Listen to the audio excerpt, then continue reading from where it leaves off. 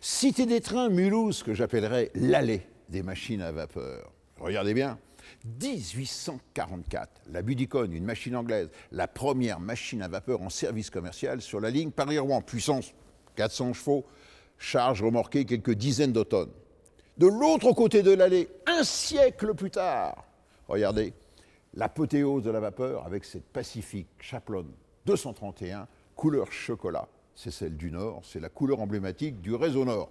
Je résume, là, 400 chevaux, là, près de 4000 chevaux. Autrement dit, on a multiplié par 10 la puissance et on a multiplié par 100 le tonnage des charges remorquées. Voilà quelques-unes des idées que nous allons développer dans cette collection Passion Train. Nous parlerons bien entendu d'attraction électrique, des BB, des CC, des 2D2. Nous parlerons des autorails, nous parlerons des locomotives diesel de ligne, mais également du fabuleux, de l'étonnant TGV.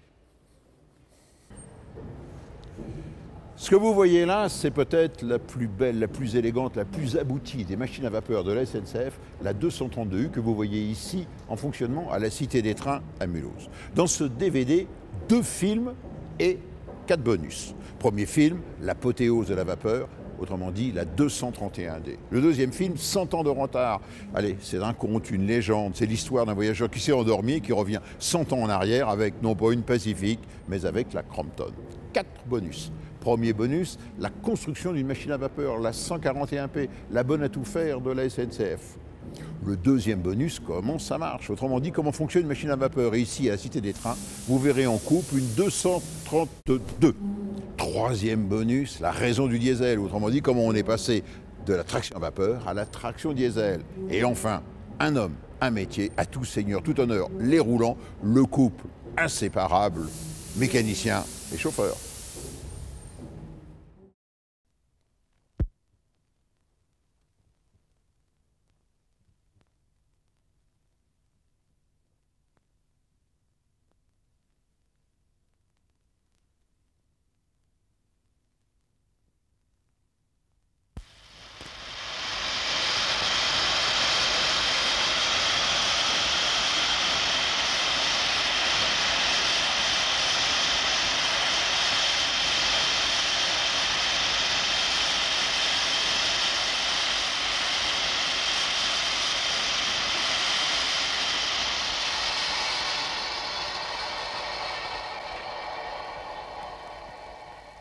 Immobile, la machine de l'express perdait par une soupape un grand jet de vapeur qui montait dans tout ce noir, où elle s'effilochait en petites fumées, semant de larmes blanches le deuil sans bornes tendu au ciel. C'était une de ces machines d'express à 2 essieux couplés, d'une élégance fine et géante, avec ses grandes roues légères réunies par des bras d'acier, son poitrail large, ses reins allongés et puissants. Toute cette logique et toute cette certitude qui font la beauté souveraine des êtres de métal. La précision dans la force.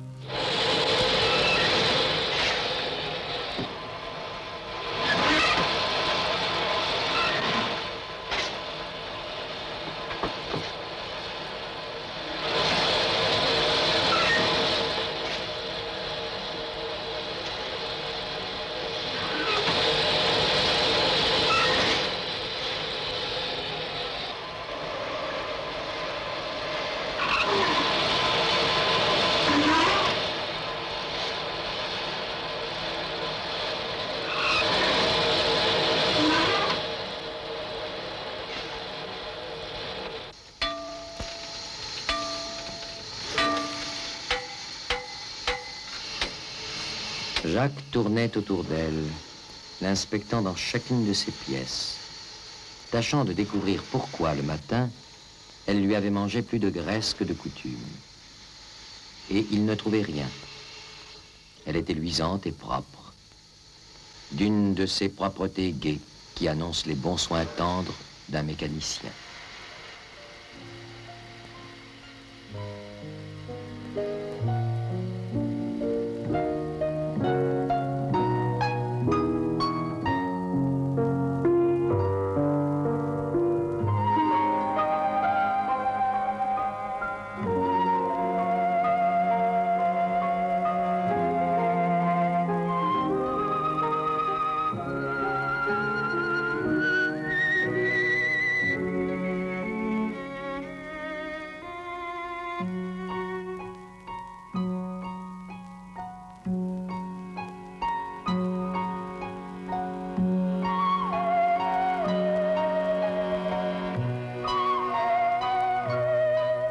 En dehors du numéro qui la désignait, elle portait le nom d'une gare, celui de Lison, une station du Cotentin. Mais Jacques, par tendresse, en avait fait un nom de femme. La Lison, comme il disait avec une douceur caressante.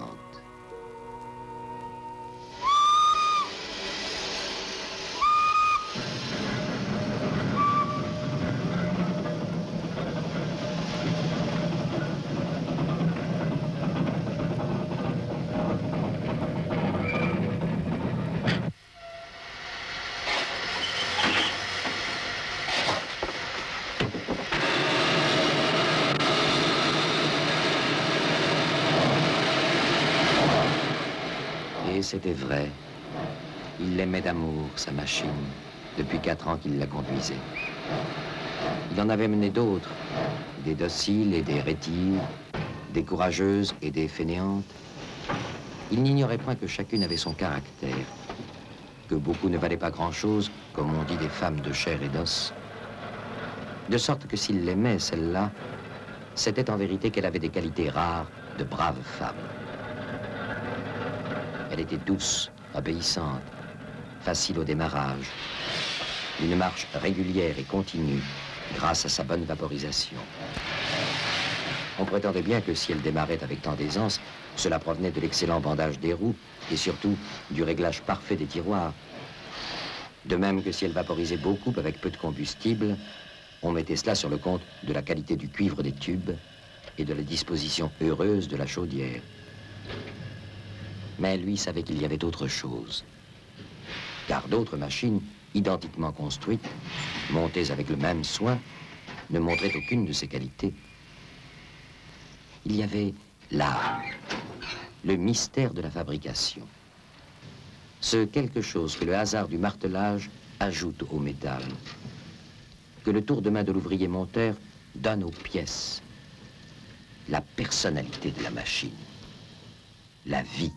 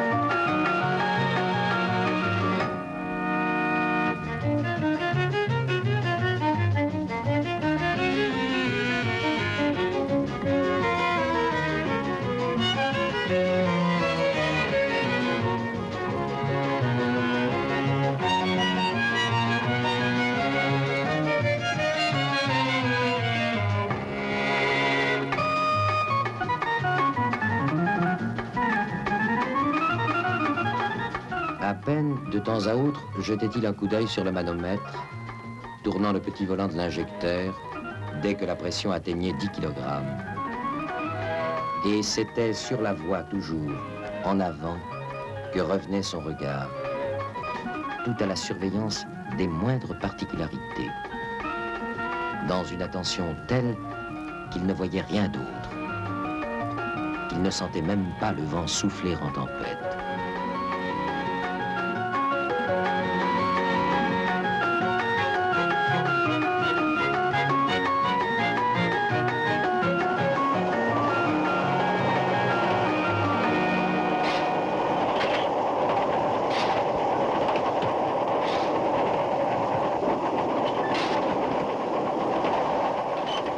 chaleur ardente leur brûlait les jambes à tous deux. Puis la porte refermée, de nouveau le courant d'air glacé souffla. D'habitude, les deux hommes s'entendaient très bien dans ce long compagnonnage qui les promenait d'un bout à l'autre de la ligne, secoués côte à côte, silencieux, unis par la même besogne et les mêmes dangers.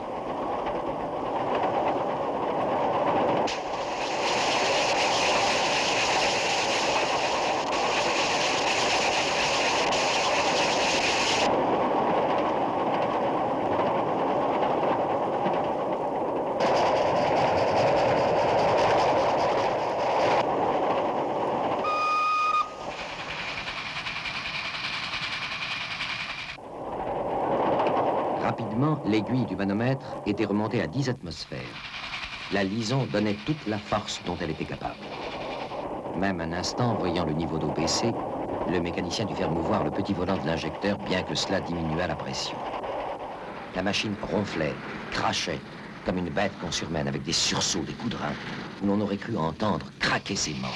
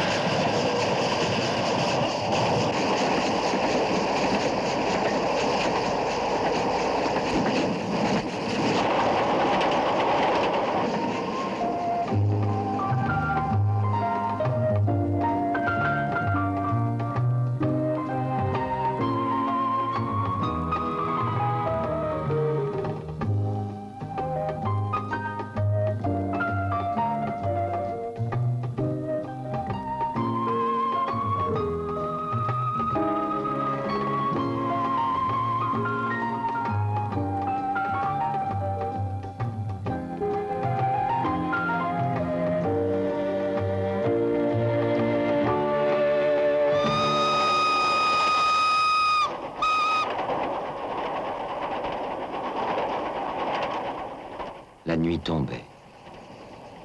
Jacques redoublait de prudence.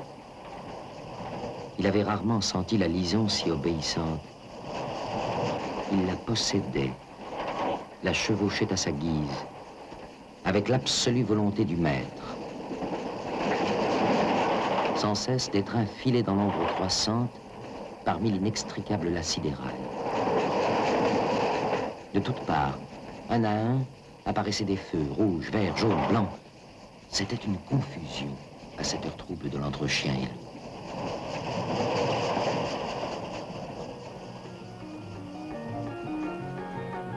Par la vitre de l'abri brouillée d'eau, il ne distinguait rien. Et il restait la face sous la rafale, la peau flagellée de milliers d'aiguilles, pincée d'un tel froid qu'il y sentait comme des coupures de rasoir.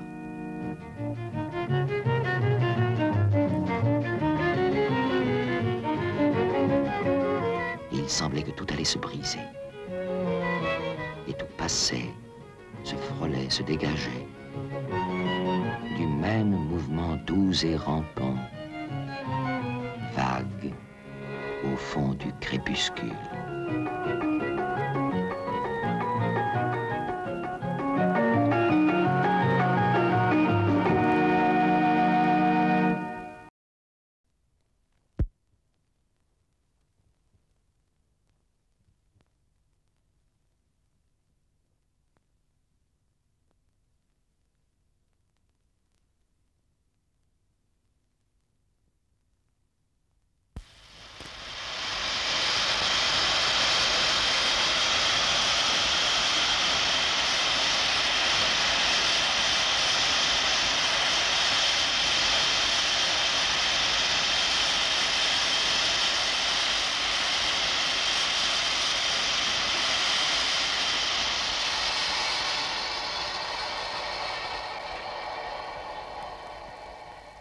Immobile, la machine de l'express perdait par une soupape un grand jet de vapeur qui montait dans tout ce noir, où elle s'effilochait en petites fumées, semant de larmes blanches le deuil sans bornes tendu au ciel.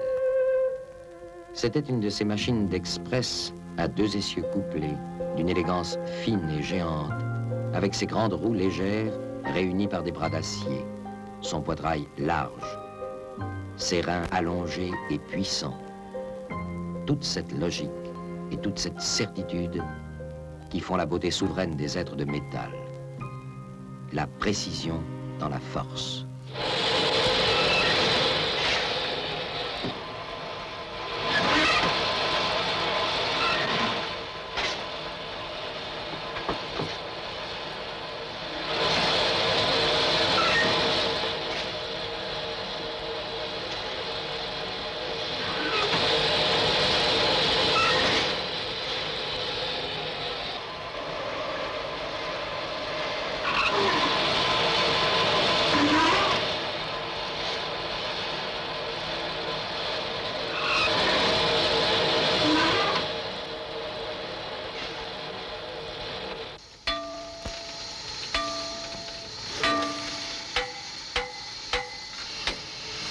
Jacques tournait autour d'elle, l'inspectant dans chacune de ses pièces, tâchant de découvrir pourquoi, le matin, elle lui avait mangé plus de graisse que de coutume.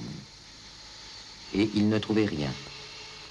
Elle était luisante et propre, d'une de ces propretés gaies qui annoncent les bons soins tendres d'un mécanicien.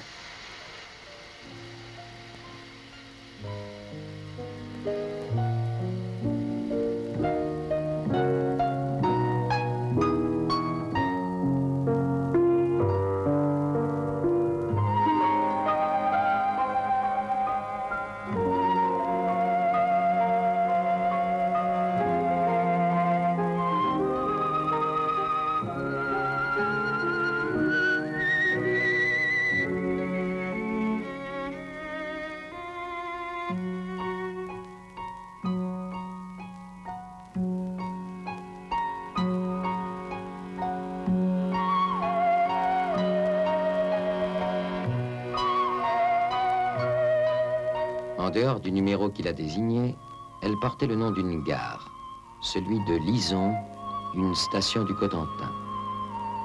Mais Jacques, par tendresse, en avait fait un nom de femme.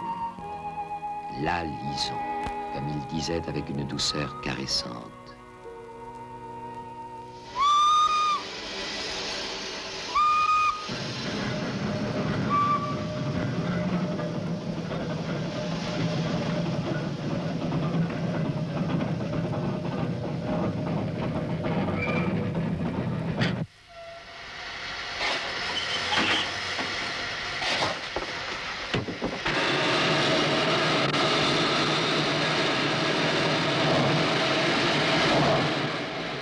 c'était vrai. Il l'aimait d'amour, sa machine, depuis 4 ans qu'il la conduisait. Il en avait mené d'autres, des dociles et des rétives, des courageuses et des fainéantes. Il n'ignorait point que chacune avait son caractère, que beaucoup ne valaient pas grand-chose, comme on dit des femmes de chair et d'os. De sorte que s'il l'aimait, celle-là, c'était en vérité qu'elle avait des qualités rares de brave femme. Elle était douce, obéissante, facile au démarrage, d'une marche régulière et continue grâce à sa bonne vaporisation. On prétendait bien que si elle démarrait avec tant d'aisance, cela provenait de l'excellent bandage des roues et surtout du réglage parfait des tiroirs. De même que si elle vaporisait beaucoup avec peu de combustible, on mettait cela sur le compte de la qualité du cuivre des tubes et de la disposition heureuse de la chaudière. Mais lui savait qu'il y avait autre chose. Car d'autres machines, identiquement construites, montées avec le même soin, ne montraient aucune de ces qualités. Il y avait l'art, le mystère de la fabrication. Ce quelque chose que le hasard du martelage ajoute au métal, que le tour de main de l'ouvrier monteur donne aux pièces. La personnalité de la machine, la vie.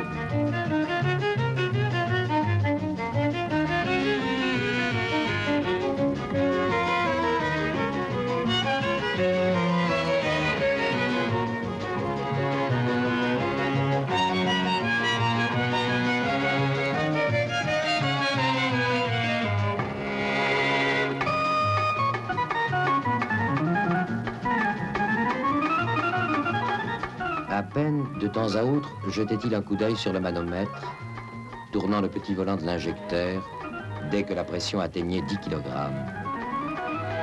Et c'était sur la voie toujours, en avant, que revenait son regard, tout à la surveillance des moindres particularités, dans une attention telle qu'il ne voyait rien d'autre, qu'il ne sentait même pas le vent souffler en tempête.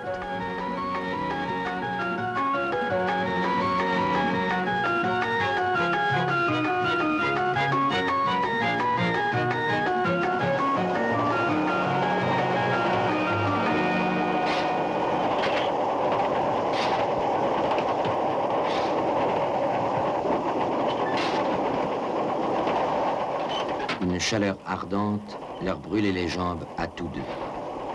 Puis la porte refermée, de nouveau le courant d'air glacé souffla. D'habitude, les deux hommes s'entendaient très bien dans ce long compagnonnage qui les promenait d'un bout à l'autre de la ligne, secoués côte à côte, silencieux, unis par la même besogne et les mêmes dangers.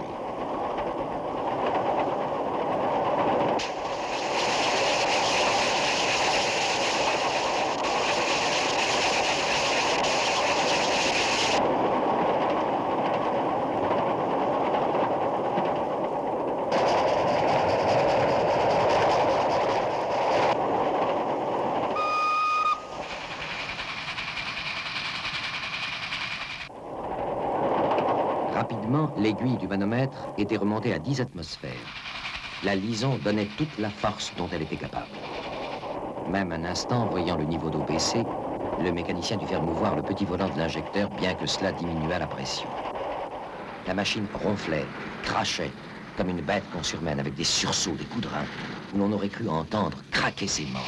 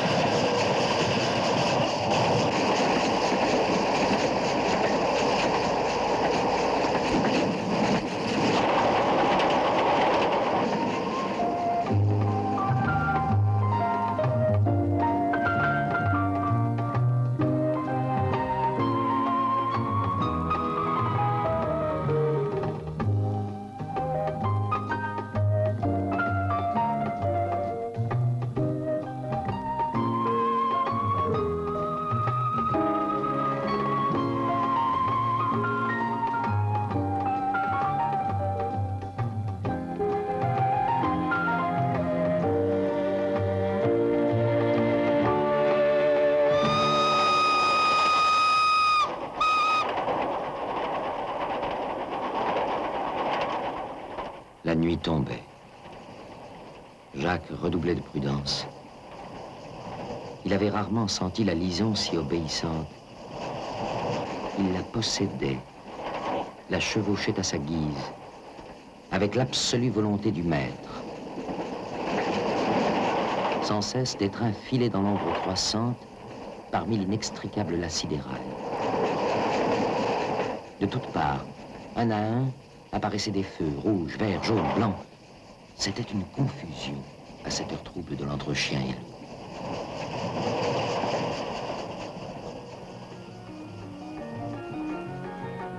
Par la vitre de l'abri, brouillée d'eau, il ne distinguait rien. Et il restait la face sous la rafale, la peau flagellée de milliers d'aiguilles, pincée d'un tel froid qu'il y sentait comme des coupures de rasoir.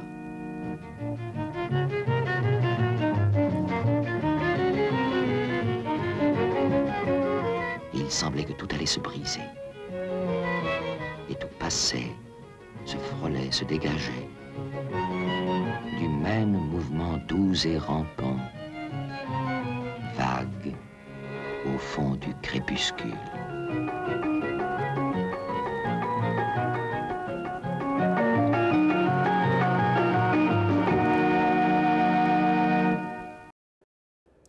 Quittons les Pacifiques pour revenir 100 ans en arrière. Et oui, c'est l'histoire d'un voyageur qui s'endort dans la salle d'attente d'une gare en attendant son train de banlieue. Et que voit-il arriver dans la gare? Non pas la Pacifique, mais la Crompton.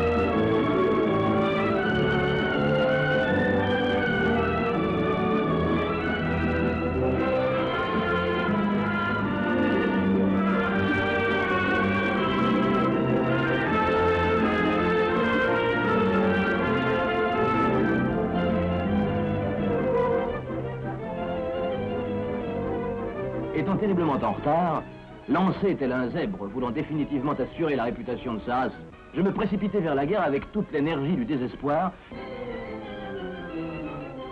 Et naturellement, ce qui devait arriver, arriva. Vous voyez, monsieur, rien ne sert de courir. Ces paroles ironiques prononcées par l'aimable chef de gare, accouru à la vue du désastre, n'étaient point faites pour apaiser mes esprits. J'avais plutôt envie de mordre. 100 ans, monsieur, lui dis-je. Je viens d'attendre un train pendant 100 ans. Ah oui, rien ne sert de courir. Après avoir rassemblé mes vêtements dans ma valise et mes pensées exaspérées dans mon cerveau, je m'expliquais ainsi. Ne croyez pas que je sois fou. Oui, je sais, faire 100 ans de poireaux pour attendre un train, ça peut paraître bizarre, hein? Me faire ça à moi, dont la passion est précisément le chemin de fer. Oui, mais un chemin de fer en vase clos et en pantoufle, si je puis dire. Les modèles réduits qui forcent l'admiration des foules par l'exactitude de leur reproduction miniature. Et puis aussi les jouets qui font la joie des parents terribles et la tranquillité des enfants sages. Ah, au moins ceux-là, on les fait partir quand on veut. Comme son service venait de prendre fin, il m'invita à le suivre, vraiment intrigué, me dit-il, par mon histoire de 100 ans.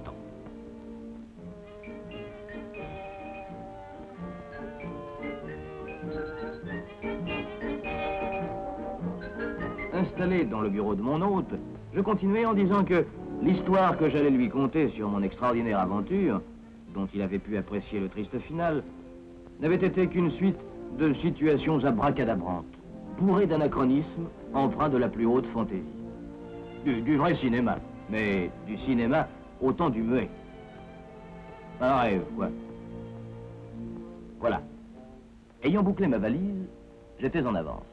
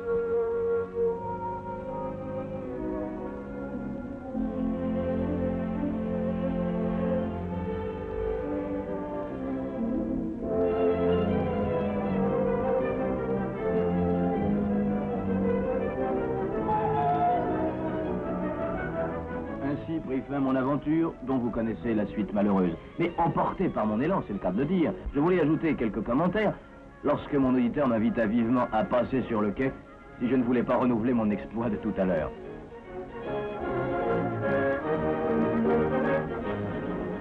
Et c'est joyeux que je dise adieu à mon hôte, heureux maintenant et sans rancune pour le contretemps qui m'avait permis de parler une fois de plus locomotives, trains et chemins de fer.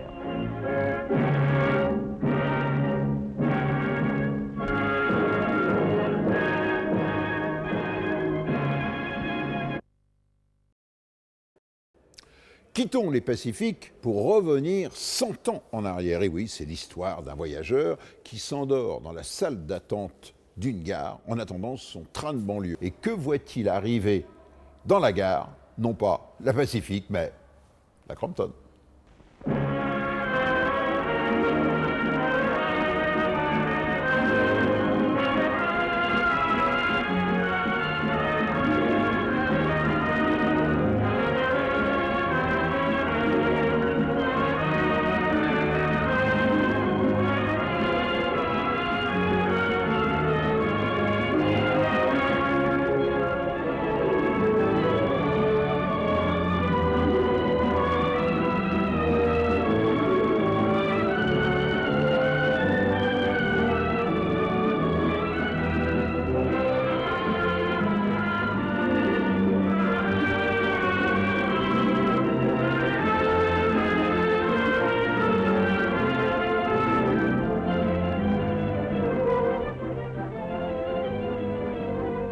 Étant terriblement en retard, lancé tel un zèbre voulant définitivement assurer la réputation de sa race, je me précipitai vers la gare avec toute l'énergie du désespoir. Et naturellement, ce qui devait arriver, arriva.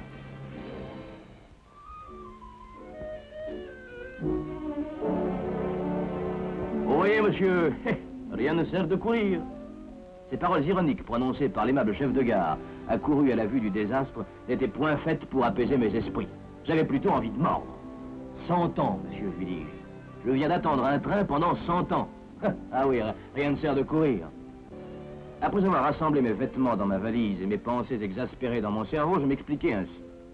Ne croyez pas que je sois fou. Oui, je sais, faire 100 ans de poireaux pour attendre un train, ça peut paraître bizarre, hein?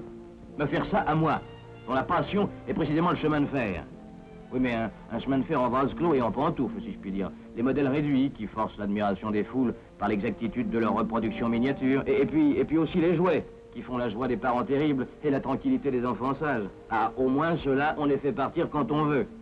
Comme son service venait de prendre fin, il m'invita à le suivre, vraiment intrigué, me dit-il, par mon histoire de 100 ans.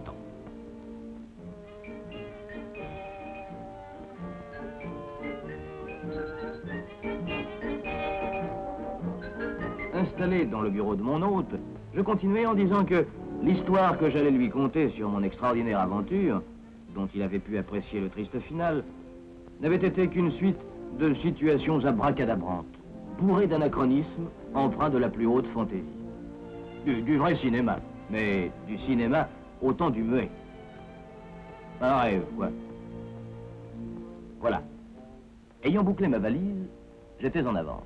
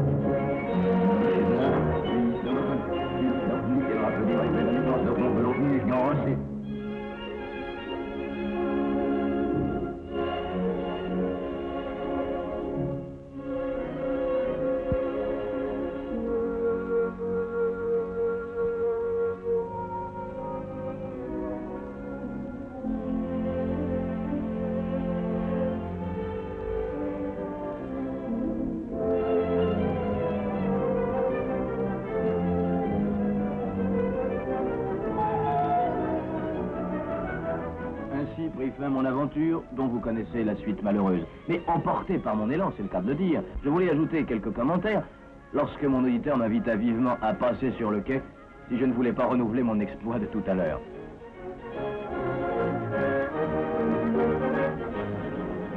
Et c'est joyeux que je dise adieu à mon hôte, heureux maintenant et sans rancune pour le contretemps qui m'avait permis de parler une fois de plus locomotive, trains et chemins de fer.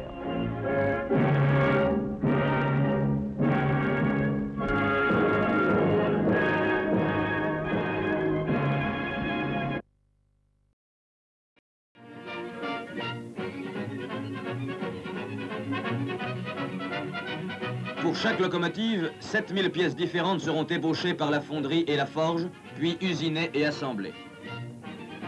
Malgré la complexité de cette tâche, chaque atelier de la grande usine donne cette impression de méthode et d'ordre des grandes installations modernes. Chacune des pièces nécessaires progresse d'un poste de travail à l'autre, suivant l'ordre prévu par les différents plannings de fabrication. Véritable synthèse des techniques de la construction mécanique, l'usine fait appel à l'énergie fournie sous toutes les formes par ses stations centrales. Dans l'atelier des châssis, des tôles d'acier de 35 mm d'épaisseur et de 14 mètres de long ont été découpées, puis usinées. Au cours d'une opération dite d'habillage à plat, les renforts et les premiers supports ont été fixés.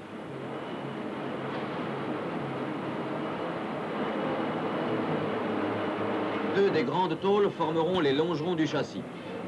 On les pose sur l'une des formes de montage qui les maintient en position. Ainsi s'ajoute une nouvelle unité à la série des châssis déjà en cours.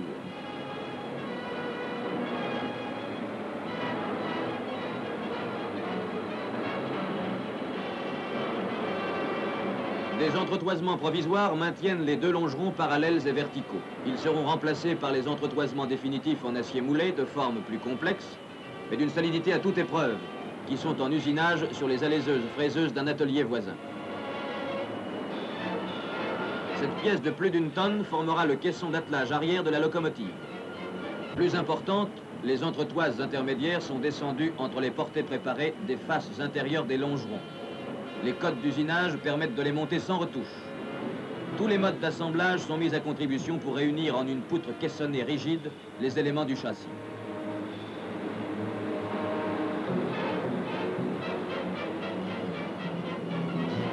À ce stade de fabrication, l'ensemble de la chaudière pèse près de 26 tonnes et mesure plus de 12 mètres de longueur. Telle une acrobate de haute voltige accrochée par les dents au trapèze volant, l'énorme masse suspendue par le gueulard, porte du foyer, est redressée jusqu'à la verticale par un pont roulant transversal.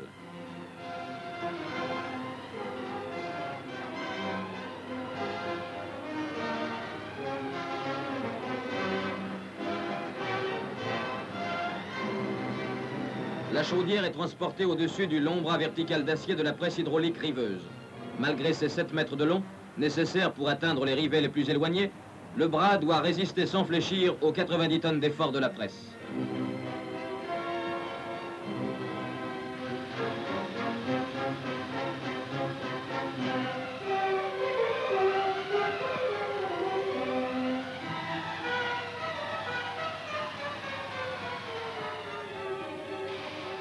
La mise en place du faisceau tubulaire est la dernière des grandes phases de construction des chaudières.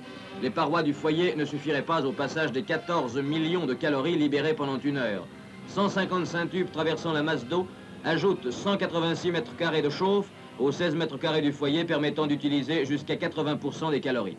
Un premier collecteur répartit sur 30 éléments surchauffeurs placés dans les gros tubes la vapeur saturée à 210 degrés que libère le régulateur. Un second collecteur recueille la vapeur surchauffée à 400 degrés qu'il envoie au cylindre moteur. Dans les plaques tubulaires, les tubes sont maintenus par mandrinage. Retenu par l'alésage, le tube exerce une force élastique d'expansion qui le maintient dans la plaque et assure l'étanchéité. Côté foyer, une soudure du tube sur la plaque complète l'assemblage. Après un essai à chaud, les chaudières sont prêtes pour montage.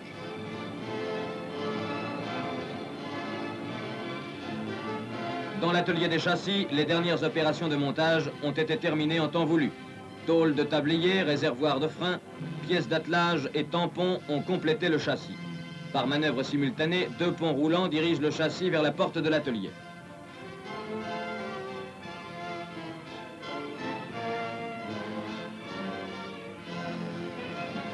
Il est posé sur 2 lorries qui le conduisent à l'atelier de montage général pour y recevoir la chaudière.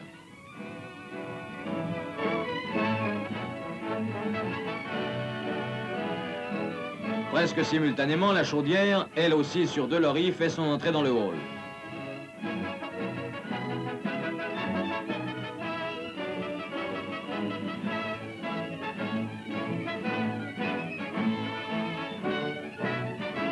Pour la première fois, les 2 compagnons de route vont faire connaissance et devenir inséparables pour le meilleur et pour le pire.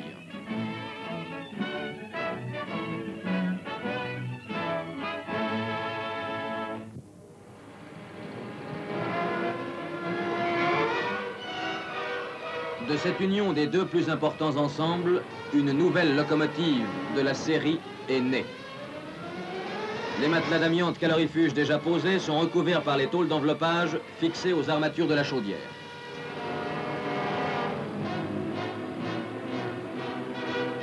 Sur le corps de cette élégante du monde de la mécanique, des crinolines maintiendront une parure de tôlerie.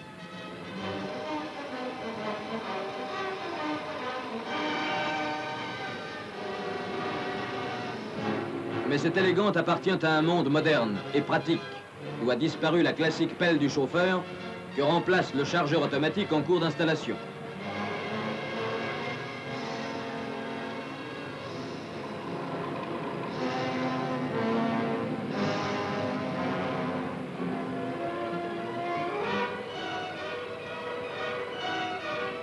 Dans la boîte à fumée, les 2 extrémités des éléments surchauffeurs sont reliées aux 2 collecteurs. Ce système procure 2 larges sections d'aspiration des fumées et un tirage égal sur toute la surface de grille. Il est un des meilleurs systèmes connus. Pour les vieux mécaniciens, les pulsations de l'échappement sont les manifestations du cœur de leur locomotive, car c'est l'échappement qui assure automatiquement l'adaptation de l'allure de chauffe à la quantité de vapeur dépensée.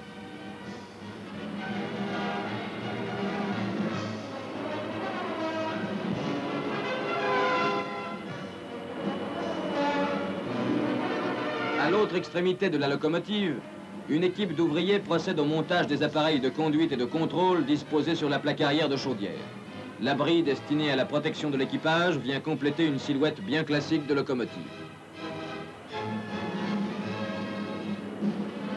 Pour la mise en place du train de roulement, il est plus avantageux de monter séparément le bicelle arrière et le bogie bicelle avant dont fait partie le premier essieu couplé. 3 essieux seulement ont donc été calés parallèlement entre eux à leur entraxe de montage.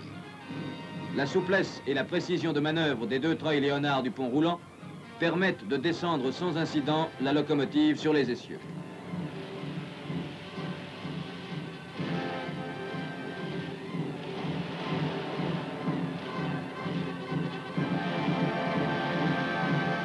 La vérification systématique des jauges à limite et la mesure des états de surface, effectuée au palpeur pneumatique, permettent de réaliser les meilleures conditions de montage et de fonctionnement.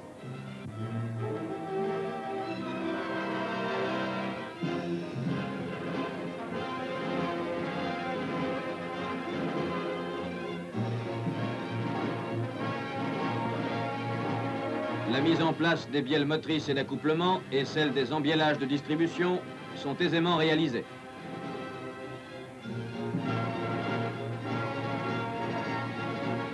Il ne manque plus à l'appareil moteur que ses pistons, car ce sont eux qui font marcher la machine.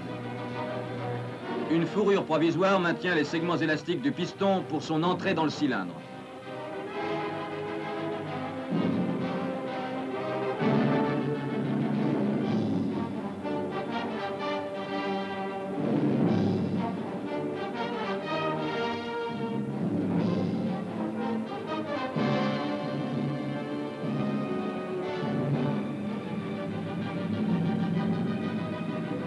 La 141P est équipée de tiroirs Vilotto, dont les bords d'attaque sont réglés en vissant plus ou moins la tige de tiroir dans le coulisseau.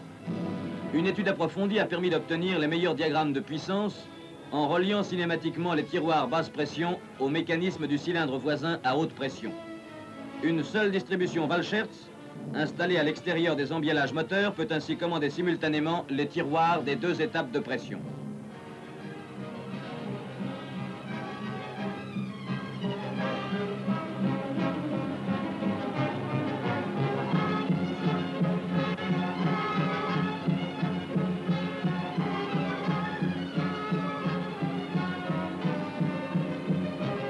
Sur le tablier sont disposés les appareils annexes, turbodynamo, compresseurs, pompes, etc.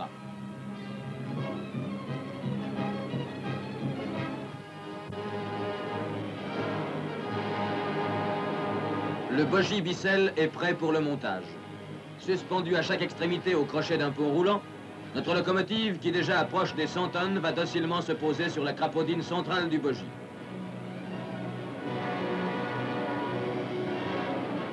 Les cotes d'épure de distribution ont été respectées.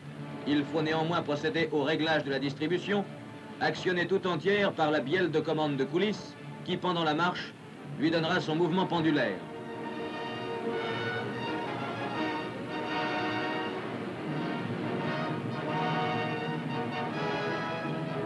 Des galets vireurs, actionnés par l'air comprimé, permettent l'orientation des roues aux positions exactes requises par le réglage. On peut ainsi réaliser commodément les phases essentielles des mouvements de distribution. Position des arêtes et découvrement des tiroirs en fonction des points morts du piston. Cran zéro du changement de marche et point mort de coulisses sont reportés sur la réglette fixée au châssis.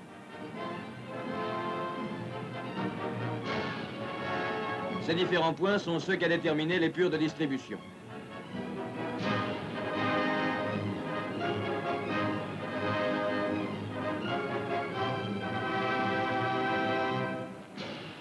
Le montage de la distribution et son réglage termine la gamme des travaux effectués dans le rôle principal de montage. Par-dessus les différentes travées, un pont roulant de 150 tonnes transporte la locomotive jusqu'à la voie de sortie de l'atelier.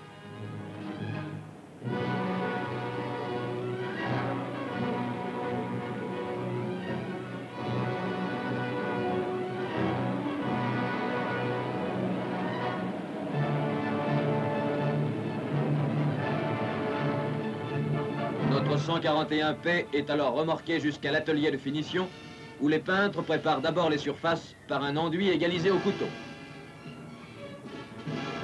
On a fait le plein, 8 tonnes d'eau dans la chaudière et 34 dans le teint d'air. Tout bonnement, le foyer s'allume avec des brindilles, mais une dizaine de fagots est nécessaire.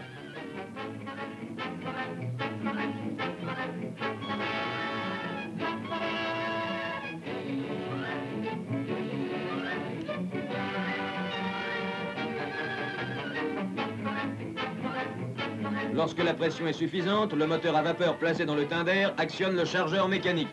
Le charbon puisé dans la trémie du teint d'air est amené au foyer par l'ensemble articulé d'une vis d'Archimède tournant dans un conduit. Bientôt, la pression atteint les 20 hectopièces prévues au timbre. Pour la première fois sur cette locomotive, le mécanicien ouvre le régulateur et encore un peu timide, la 141P fait ses premiers tours de roue. Au-dessus de nous, c'est un défilé de tous les mécanismes que nous avons vus naître. Cylindres, essieux coudés, essieux droits, cendriers.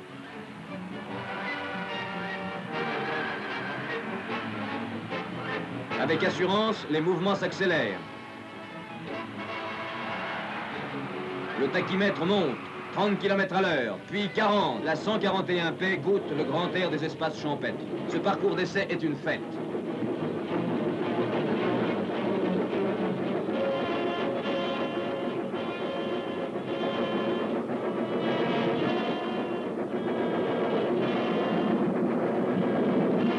Il convient de réfréner l'ardeur d'une jeune puissance. Le représentant des services de contrôle de la SNCF est à bord et surveille de près les indications des appareils de contrôle. Dépression de boîte à fumée, température de surchauffe, pressions au tiroir, pression de graissage, etc.